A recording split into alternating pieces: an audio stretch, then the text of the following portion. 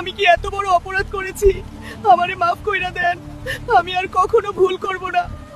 বল ফুচকা, তুই মানুষকে অসুস্থ করিস কিভাবে? সত্যি করে বল, তোর এই কুকর্মে আর কে কে জড়িত? স্যার, আমি তো খুব টক ঝাল আর সুস্বাদু, আমি শুধু এই সুযোগটাই নিতাম। মানুষের পেটে গিয়ে আস্তে আস্তে হজম শক্তি গভীর করতাম, তারপর অ্যাসিডিটি, পেট ব্যথা আর কত রোগ আমি নিজেই জানি না। অনেক হয়েছে, ফুচকাকে নিয়ে রেডি হও, আমরা এখন কোর্টে যাচ্ছি।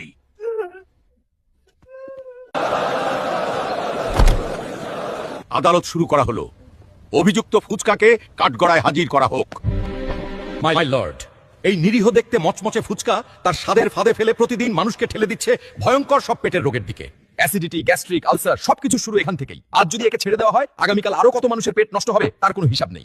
আসামি ফুচকা, তোমার কি কিছু বলার আছে? প্রিয় অর্ডার, আমি জানি আমি হাজার হাজার মানুষের ক্ষতি করেছি। আমার জন্য কত যে পেট ব্যথা, অ্যাসিডিটি আর কষ্ট হয়েছে তার হিসাব আমারও জানা নেই। আপনারা যে বিচার করবেন আমি মাথা পেতে নেব। Order, order. সব সাক্ষ্য প্রমাণ এবং আসামির স্বীকারোক্তি বিবেচনা করে এই আদালত সিদ্ধান্তে এসেছে ফুচকা গুরুতর অপরাধী। জনস্বাস্থ্যের ক্ষতি করার দায়ে এই আদালত ফুচকাকে দণ্ডবিধির ৩০২ ধারায় দোষী সাব্যস্ত করছে। মাগো, আর কখনো ফুচকা বিক্রি করব না, আমার এইবার বাঁচান।